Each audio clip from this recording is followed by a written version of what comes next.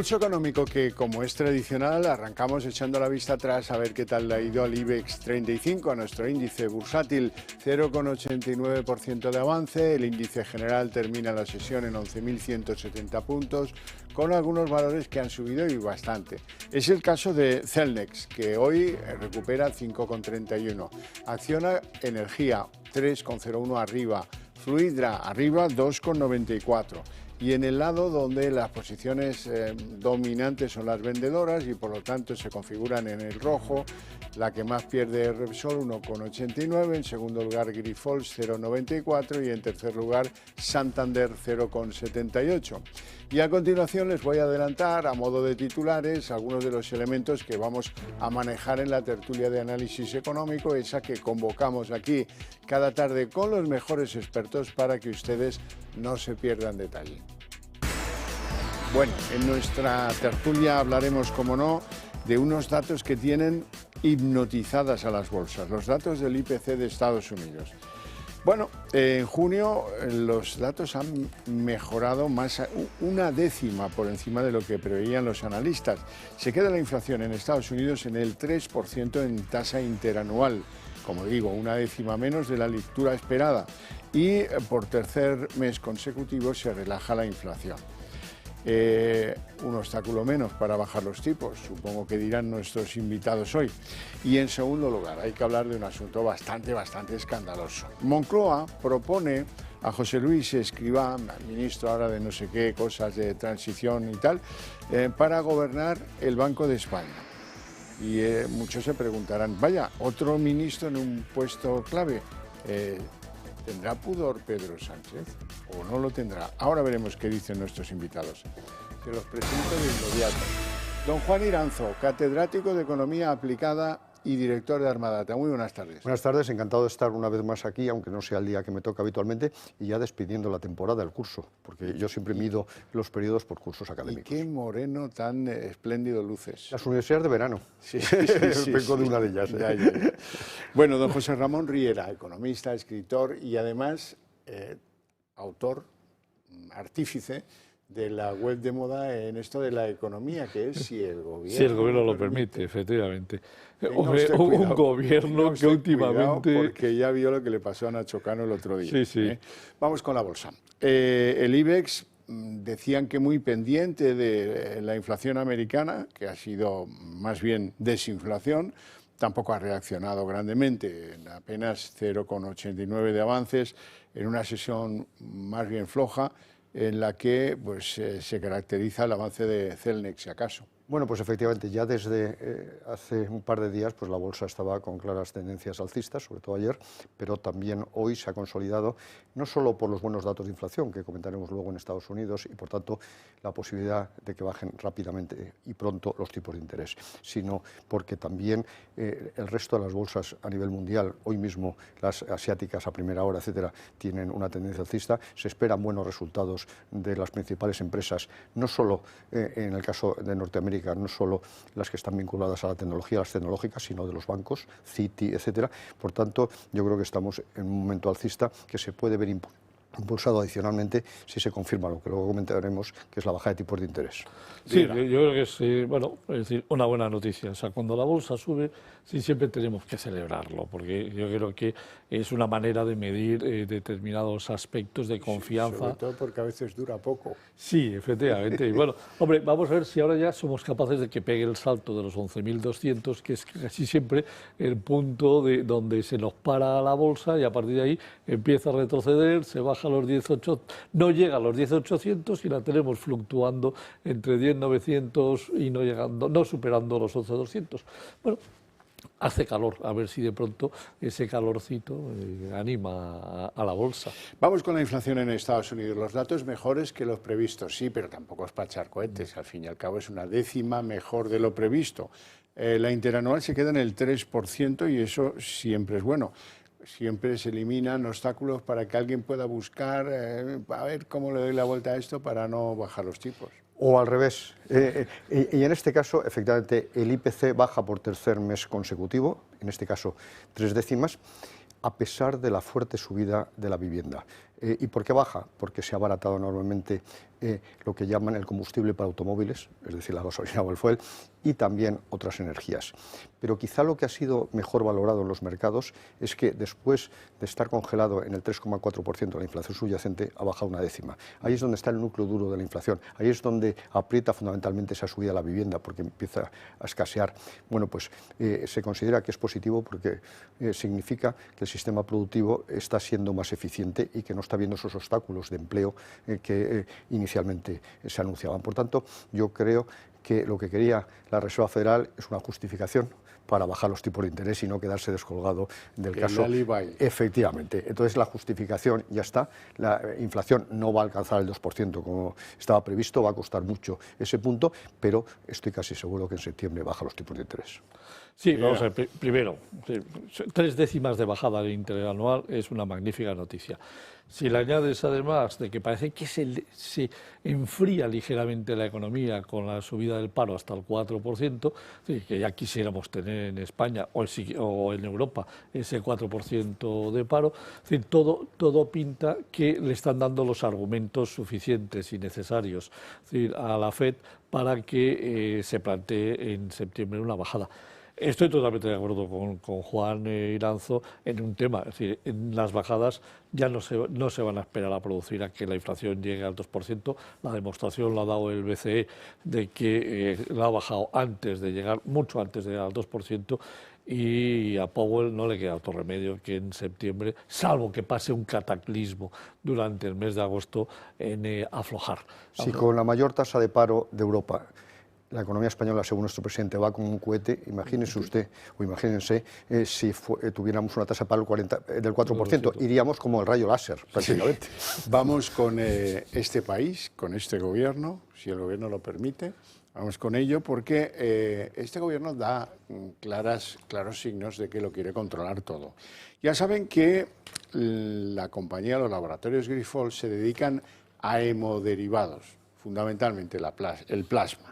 Bueno, ¿el plasma es estratégico? Hombre, pues ¿desde cuándo los laboratorios se dedican al plasma? Hay que remontarse muy atrás, no es un invento de los últimos 20 años, ni de los 40. Bien, el fondo canadiense Brookfield planea con la familia Grifols unas OPAs para excluirla de bolsa. Y el gobierno, un momento, ¿dónde vais? ¿OPAs? ¿Quién ha dicho OPAs? Eso requiere el escrutinio del gobierno y el permiso, por supuesto, del gobierno, porque también consideran lo del plasma como una cosa estratégica. Es verdad que la presión fiscal nos está desangrando, pero dicho lo cual, efectivamente, es un intervencionismo intolerable en todas las decisiones libres empresariales. Lo hemos dicho en varias ocasiones y se sigue produciendo también en otros asuntos que posteriormente comentaremos. Pero es intolerable que el gobierno, el sector público, intervenga en decisiones absolutamente privadas. Y en este sentido está intentando controlar todas las OPAs que se están produciendo en España, porque todavía está pendiente el asunto de Talgo, por ejemplo, y otros muchos, de tal manera que se está oponiendo y está controlando la evolución de los capitales privados. Y además, en algunas ocasiones dice, pero además yo intervengo, precisamente entro en el capital, como ha ocurrido de una manera absolutamente inadecuada en Telefónica. Sí, vamos a ver. Tenemos un gobierno que parece que no está. Es decir, en la movida, es decir, se mosquea. No importa cuál sea la movida. Lo importante es estar.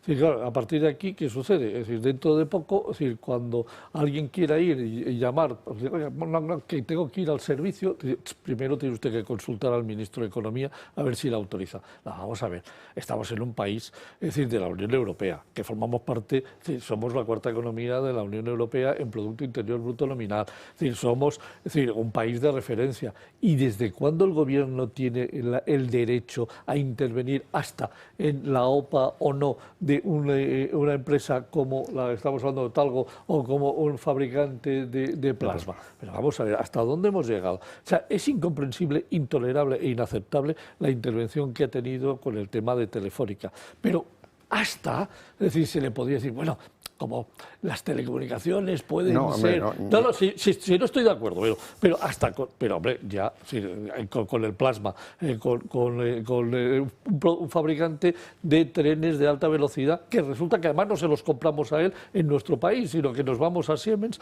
o nos vamos a Check-Alstom a comprar los trenes. Pero bueno, ¿en base a qué? Es que da lo mismo, no importa. Si no mete mano en el cocido, si no tiene la posibilidad de estar dentro de lo que se cocina, se mosquea. Pero y a mí me me preocupa enormemente, y de hecho, como ahora nuestros televidentes van a tener algo más de tiempo para leer en la playa, eso, yo les recomiendo, que es muy fácil de leer, que se enfrenten al libro de Hayek, Camino a Servidumbre. En ese libro, que es muy facilito de leer, no se preocupen ustedes, se entiende perfectamente, lo que viene a decir es que a través del control económico, del intervencionismo en la actividad económica, se consigue rápida y eficazmente el totalitarismo político. Y eso es precisamente lo que busca el gobierno. Por tanto, todas estas acciones van camino de servidumbre. Bueno, Riera, vamos a ver. Precisamente el Ministerio de Economía, el ministro Cuerpo, dice basarse en el Banco de España para oponerse a la fusión del BBVA y de Sabadell por aquel argumento de la concentración, que algunos honestamente pensábamos que había decaído absolutamente al minuto 3 de ese partido. Pues nada, volvemos a lo mismo. No, claro, vamos a ver, es que da lo mismo, plasma. Sí, tiene que intervenir. Trenes, tiene que intervenir. Telecomunicaciones, tiene que intervenir. Sistema bancario, tiene que intervenir. Es decir, lo tienen clarísimo. Es decir, aquí lo que están intentando, y lo ha explicado muy bien Juan, es intentar controlarlo absolutamente todo, que no se mueva ni un alfiler, es decir, en nada, es decir, sin que ellos tengan una capacidad de tomar decisiones. A partir de aquí, ¿qué va a suceder? Oiga, pues quédense ustedes con toda la economía, montan ustedes un sistema totalitario, y se acabó la democracia, que en definitiva no es otra cosa que lo que pretenden. No es que quieran controlar la economía, lo que quieren controlar es el país, lo que quieren controlar es absolutamente todo, y a partir de aquí lo que pretenden es lo que están haciendo, ser los amos, dueños y señores de todo lo que se puede hacer en este país. Y van camino, o sea, ojito, que van camino. Lo que pasa es que es verdad que no juega limpio el Banco de España. El Banco de España es el que ha producido la situación de concentración que vivimos ahora. ¿Y nos vamos a asustar por un 3% más de concentración? En este momento la concentración no sería un problema en absoluto. Es verdad que yo me he manifestado como accionista del Banco de Sabadell en muchas ocasiones en contra de esa OPA, pero yo tengo derecho como accionista o como analista. Pero lo que no tiene derecho es, en este caso el ministro, a opinar sobre una OPA lanzada dentro de los esquemas y por tanto de la regulación establecida en España para las OPAs, y que cumple todos los requisitos. Por tanto, seremos los accionistas los que decidiremos si vamos o no a la OPA. Perfecto. Y si acabamos en el Banco BBVA o no. Pero el señor ministro no es nadie para opinar sobre ese asunto. Esto de la concentración, estamos entonces de acuerdo en que es otro Alibay, como decíamos antes. Como el anterior de los tipos de la inflación. Concentración, ¿verdad? Ya. Bueno, a petición de don Juan Iranzo, vamos a hablar de la riqueza mundial. Eso es. Y vamos a hablar de la riqueza mundial formulándonos una pregunta muy sencilla, muy clara. Todo el mundo la va a entender. ¿Por qué la riqueza de los portugueses crece un 80% desde 2008, momento de la gran crisis inmobiliaria-financiera, y la de los españoles apenas ha crecido un 12%? Pues porque los portugueses lo están haciendo muchísimo mejor. Y efectivamente, es verdad que hay un factor muy determinante, que los precios inmobiliarios se han revalorizado mucho más porque estaban bajo mínimos en el caso de Portugal. Pero lo que es más preocupante, que también aparece en este informe, es que hace pocos años, hace 20 años, nuestra renta per cápita era superior sensiblemente a la portuguesa. Tan solo era el 80% la portuguesa de la nuestra. Ya está en el 92,5%. Es decir, se está produciendo una convergencia. Y se debe a que España no crece, en contra de lo que dice el gobierno. Y de hecho hay que tener en cuenta que la riqueza a nivel mundial en el año 2022 cayó, pero en el año 2023 ha crecido mucho más de lo que cayó el año anterior. Ha crecido un 4,5% y en este momento se estima en 477 billones de dólares. De tal manera que España es de los pocos países donde ha caído la riqueza. Precisamente porque efectivamente hay una inseguridad jurídica, hay muchos problemas que hace que la riqueza de los españoles pues se esté deteriorando. En concreto, además, ocupamos una de las últimas posiciones en cuanto a riqueza entre los países desarrollados. Para que se haga una idea, la riqueza para los mayores de edad, que es como lo mide en concreto el informe de Boston Consulting, bueno, pues en el caso de básicamente Suiza está por encima de los 730.000 dólares y, sin embargo, en el caso de España está en 243.000, menos de la mitad que en Estados Unidos. De tal manera que es muy preocupante la situación de empobrecimiento que se está produciendo en la economía española. Sí, vamos a ver, es decir, tenemos enormes indicadores que nos demuestran que la economía no va bien. Es decir, PIB per cápita, es decir, estamos en estos momentos en un PIB per cápita prácticamente idéntico al 2007 en este país. Es decir, desde el 2007 tenemos una diferencia de 30, 40, 50 euros por persona. Pero si nos miramos en la paridad de poder adquisitivo, resulta que ahora mismo estamos 11 puntos por debajo de la media europea. Es decir, cuando estábamos en el 2019 estábamos solo 7 puntos por debajo de la media, a 7 puntos de la media europea. ¿Qué hemos hecho? Empobrecernos, es decir, cuando nuestra capacidad de poder adquisitivo se reduce, los estamos empobreciendo, y esa es la consecuencia de un gobierno socialista, interventor, y que no para de hacer cosas justo las contrarias que se necesitan para dinamizar una economía. Aquí, la presión fiscal sube, pero sube hasta el 45%, pero ojo, el marginal, si tú coges cuánto se ha incrementado la presión fiscal y la divides por cuánto se ha incrementado el PIB nominal, la presión fiscal marginal se ha incrementado un 63,1%. Oiga, pare usted que volcamos, que es que no podemos seguir así. Y esto pasa absolutamente con todo. En estos momentos, los impuestos a día 31 de mayo, los ingresos impositivos han crecido un 8,2%. Es decir, no les da la gana de deflactar el IRPF. Es decir, el IVA sigue creciendo todavía a ritmos por encima de la inflación. 8.000 millones. Efectivamente. Entonces, en el asunto fiscal no puedo estar más de acuerdo con todo lo que acabas de decir, pero luego, por otro lado, hay que tener en cuenta la persecución que se está produciendo a la eficiencia empresarial. No solo la fiscalidad empresarial, porque también te referías a la personal, sino, por ejemplo, en este momento de una manera absolutamente irresponsable y no solicitándolo prácticamente ningún trabajador, la reducción de la jornada laboral de 40 horas a la semana a 37,5 significa un coste directo para las empresas que se estima entre 11.500 y 15.000 millones, que significa 12 días más de vacaciones al año, que implica que muchas empresas que requieren presencia física, por ejemplo, en la seguridad, tienen que contratar otro trabajador más, que eso hace inviable precisamente el desarrollo. ¿Qué es lo que está provocando todo esto que se explica al final en estos datos? Que se favorece clarísimamente la economía sumergida. Claro. Bueno, ahora viene la bomba, ¿eh? No se lo pierdan, porque resulta que a Moncloa se le ha ocurrido colocar al ministro Escrivá al frente como gobernador del Banco de España, otro ministro en una institución dispuesta a ser colonizada por el gobierno Sánchez. Bueno, dice el titular de Economía, Carlos Cuerpo, que la independencia del Banco Central está garantizada. ¿Cómo? ¿Con estos precedentes? ¿Con los antecedentes que llevamos recorridos? Aquí no está nada garantizado, querido amigo. Vamos a escuchar a Cuerpo. La independencia del Banco de España está asegurada por su ley, por la ley de constitución, la ley de autonomía del Banco de España, que data, si no recuerdo mal, de 1994, con lo cual, de nuevo, total garantía y seguridad con respecto a ese tema.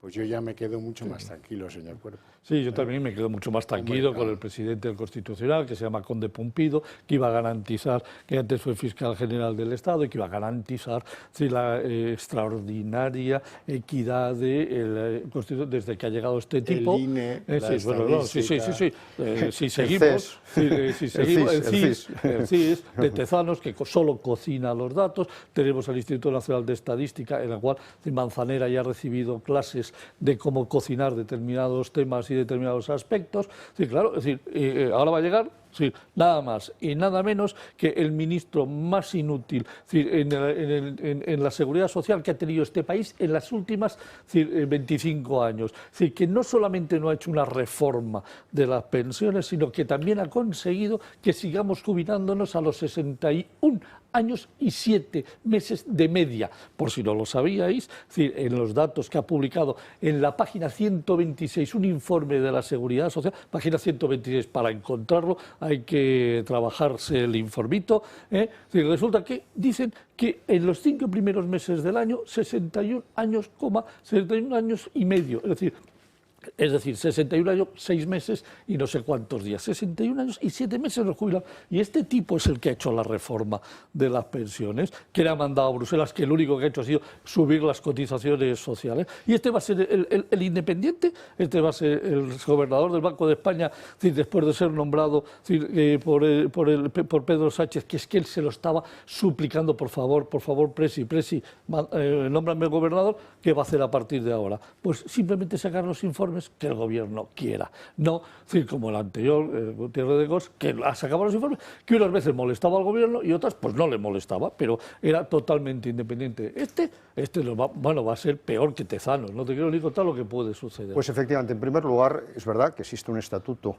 de autonomía del Banco de España, pero la aplicación del mismo depende en gran medida de las cabezas, como no puede ser menos, de las personas, de tal manera que ese estatuto en algunas ocasiones no se ha cumplido, ese estatuto de independencia, y de hecho pues no se intervinieron algunas, o se retrasó mucho la intervención de algunas entidades financieras, etcétera, etcétera, en la crisis financiera última. De tal manera que ese es el primer factor. No es presentable, ni estética, ni realmente, que un ministro cese de ministro y al día siguiente sea nombrado gobernador de un banco central. Es intolerable. En segundo lugar, ha demostrado que él no es nada independiente, porque yo a José Luis Escrivá le conozco desde hace muchos años y delante de mí en el BBVA y luego como presidente de AIDEF dijo que jamás se podría subir la fiscalidad sobre el factor trabajo, que el asunto de las pensiones habría que resolverlo de alguna manera, y eso estábamos muchos economistas reunidos durante varios días. Bueno, cuando se integró en un grupo político, fue abducido por el gobierno, cambió absolutamente sus planteamientos. Era una persona que no estaba muy de acuerdo con la excesiva intervención del sector público. Yo le he escuchado, antes de intervenir yo, defender absolutamente la presencia del sector público como factor salvador de la actividad económica, de tal manera que evidentemente va a desarrollar, espero que se pueda parar, pero si no va a desarrollar una actuación claramente política. En los informes, como muy bien decías tú, pero es que luego el Banco de España hay que recordar que tiene una actividad muy importante que es la supervisión bancaria, y ahí nuevamente puede favorecer a algunos bancos, puede aumentar el intervencionismo, etcétera, etcétera. Sí, vamos a ver, aquí hay un tema clarísimo. Vamos a nombrar a un político que se ha transformado, o sea, que quizá fuera un técnico, pero que se transformó en un político el día que entró como ministro de la Seguridad Social, que ha hecho gala de ser un político, es decir, que además ha hecho gala de ser un político nefasto, porque si cogemos solo el ingreso mínimo vital, es decir, ha demostrado su incapacidad dirigiendo una de las organizaciones más importantes de este país para saber exactamente a qué dinero estaba llegando y a quién estaba llegando. Es decir, de verdad, o sea, como técnico a lo mejor era bueno, pero desde luego que el día que se quitó la gorrita de técnico y se puso la gorrita de político, es un auténtico incompetente, pero además manifiesto. Todos los errores cometidos en la seguridad social son uno detrás de otro, y además siempre perjudicando a los mismos, que en este caso han sido o a la gente que necesitaba el ingreso mínimo vital o a los empresarios, a los que ha dado hasta sin parar. Y a los propios trabajadores, de tal manera que efectivamente su gran proyecto era garantizar la sostenibilidad del sistema público de pensiones. Y no lo digo yo solo, lo ha dicho la OCDE, lo ha dicho el Fondo Monetario Internacional. Con este mecanismo no está garantizado ni muchísimo menos, porque solo se garantiza la sostenibilidad creando empleo. Y nuevamente este mecanismo lo que hace es penalizar el empleo. Eso por no hablar del Fondo de Pensiones Público. Bueno, bien, que afortunadamente está parado. Lo mejor que se puede decir de él es que no ha hecho nada. Es verdad. Y luego, pues mendigó no sé qué ministerio y se ha quedado. A lo mejor si se hubiera ido lo veríamos con otros ojos, pero es que, claro, es muy fuerte poner a un ministro al frente del Banco de España. Por favor, pero ¿dónde vais? Bueno, ya veremos lo que pasa. Dense por vencidos. No tenemos tiempo para más, lo dejamos aquí con mi agradecimiento a ustedes dos por su presencia, por sus opiniones y a ustedes por su interés desde sus hogares. Eso sí, les invito a ver a continuación, después de la publicidad, la redacción abierta, donde viene todo lo que baja al río de la política en el día de hoy.